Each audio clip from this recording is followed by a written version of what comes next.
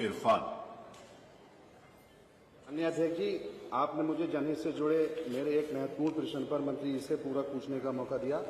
मैं आपका दिल की गहराई से शुक्रिया अदा करता हूं।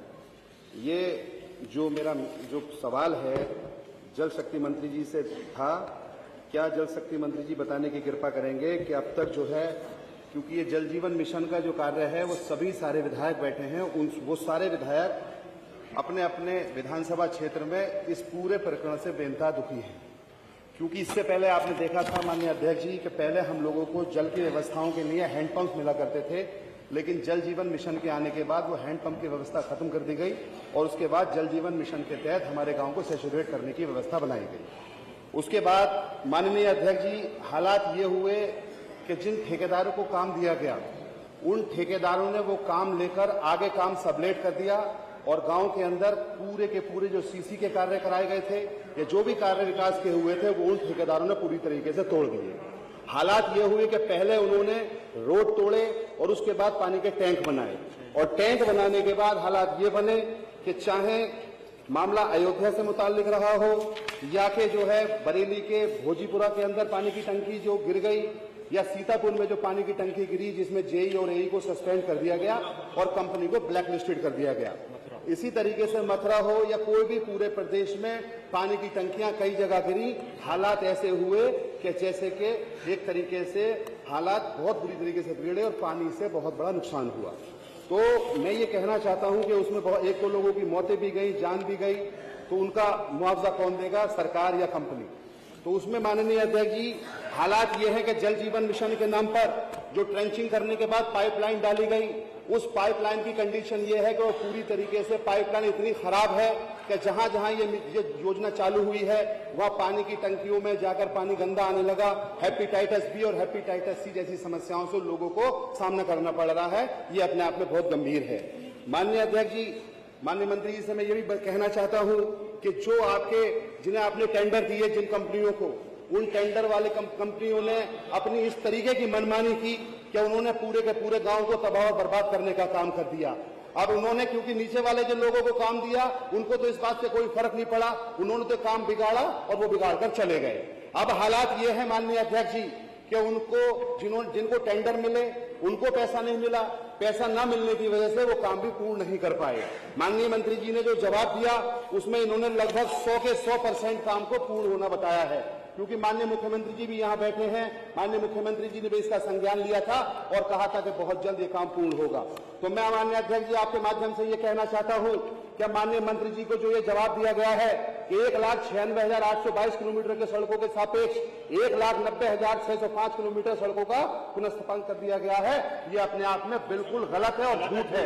मैं अध्यक्ष जी आपके माध्यम से कहना चाहता हूं, क्या कोई कमेटी बनाई जाएगी, क्योंकि माननीय मुख्यमंत्री जी बैठे हैं, इसकी जांच कराई जाए और जिन अधिकारियों ने ये झूठा रिपोर्ट प्रस्तुत की है उसको हर हालत में माननीय मुख्यमंत्री जी के सामने रखा जाए और उनके खिलाफ दंडात्मक कार्रवाई की जाए। और माननीय अध्यक्ष जी, मैं आपके माध्यम से ये भी कहूंगा, क्योंकि जल जिन जिन जगह ये टंकियां लगी हैं वहां पर पानी का प्रेशर इतना है। अभी समरपाल अंकल बता रहे थे कि जिस गांव में गए थे वहां पानी की बाल्टी जो है आधे घंटे में भरी जाती है, पानी पूरा नहीं भरा जा सकता। तो मैं माननीय अध्यक्ष जी आपके माध्यम से सीधे मंत्री जी से पूछना चाहूंगा, क्या सरकार ने जल जीवन मिशन से जुड़े विभिन्न कार्यों की गुणवत्ता चेक करने, विभिन्न स्तरों पर निगरानी करने के लिए टीम का गठन किया है? अगर नहीं किया है तो कब तक करेंगे?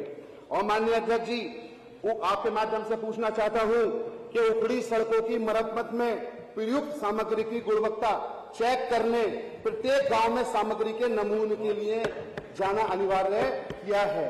और माननीय अध्यक्ष जी, क्या सरकार ने जल जीवन मिशन योजना में खराब करने वाले लोगों के विरुद्ध दंडात्मक कार्रवाई की है कि नहीं? मंत्री जी सारे जवाब मंत्री जी देंगे, लेकिन एक बात आपने कही है कि इन्होंने 1,96,822 किलोमीटर में से 1,90,000 कर दी। अब आपने कहा ये गलत है, आपने सर्वे किया क्या 1,70,000? हाँ साहब, माननीय अध्यक्ष जी जिस आप 1,70,000 का सर्वे करके बताओगे कि 6,000 बात है। दूसरा प्रश्न, विधानसभा ये झूठ बोल रहे हैं। माननीय अध्यक्ष मैं आपसे कहना चाहता हूँ, अरे 6,000 कौन से किलोमीटर बैठे? आप व्यवस्था दे दीजिए। मंत्री जी माननीय मंत्री, अभी एक प्रश्न और है। अभी एक माननीय सदस्य का नाम और है, प्लीज। इंजीनियर कटेरिया जी, अब दो लोगों का है ना नाम, तो दोनों से सुन लीजिए, दोनों का इकट्ठा जवाब दीजिए। माननीय मेरा मंत्री से निवेदन है, दोनों को इकट्ठा जवाब दें। महत्वपूर्ण विषय पे अनुपूरक पूछने का अवसर दिया, इसके लिए धन्यवाद। महोदय, जल जीवन मिशन के तहत जो काम हो रहा है, ये विषय कई बार सदन में बहुत जिम्मेदार मेंबरों के द्वारा उठाया गया और प्रमाणिक तौर से कई बार इसको कहा भी गया। हम लोग भी विभिन्न कमेटियों में हैं, कमेटियों में भी मैंने इस बात को रखा और एक बार कमेटी में जो तथ्य विभाग ने रखे थे वो लगभग 98% कंप्लीट होने की बात कही। उस समय तमाम जो मेंबर थे कमेटी में, बात ये रखी गई कि जो कमेटी के मेंबर हैं कम से कम उनकी अपनी विधानसभा में की रिपोर्ट मंगा ली जाए कि उनकी अपनी विधानसभा में आखिर कितनी ग्राम पंचायत में ये काम पूर्ण पाया गया।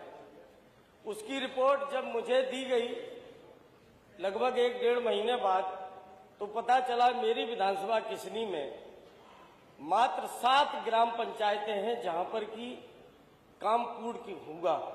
इसके अलावा सभी ग्राम पंचायतों में बहुत बुरा हाल है।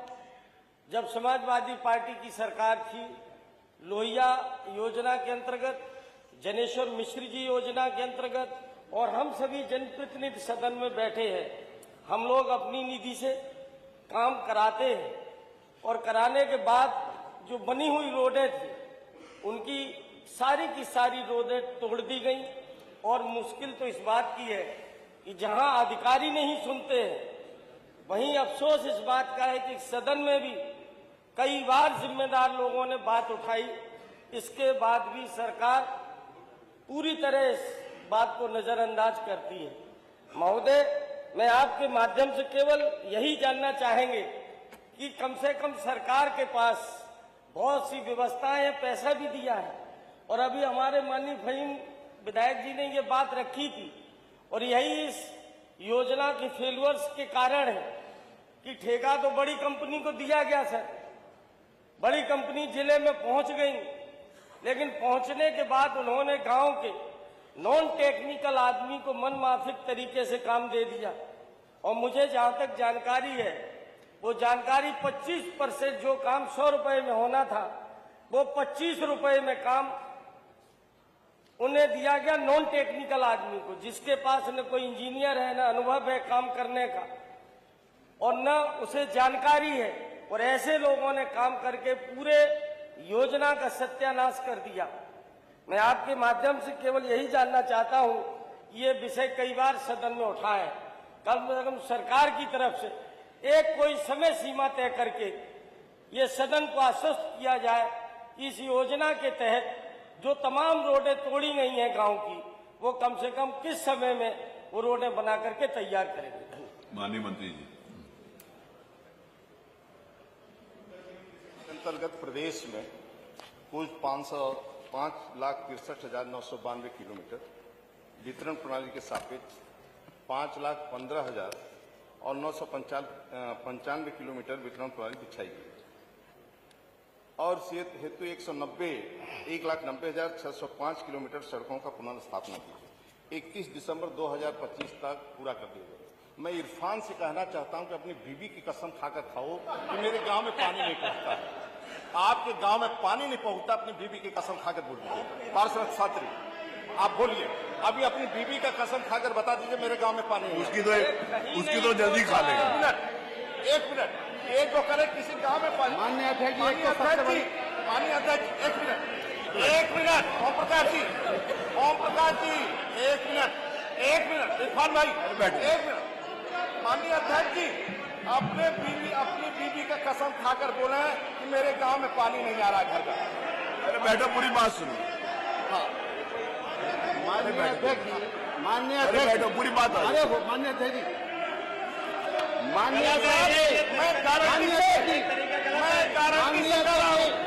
मैं गारंटी से करूं, आज ही रिजाइन कर दूंगा।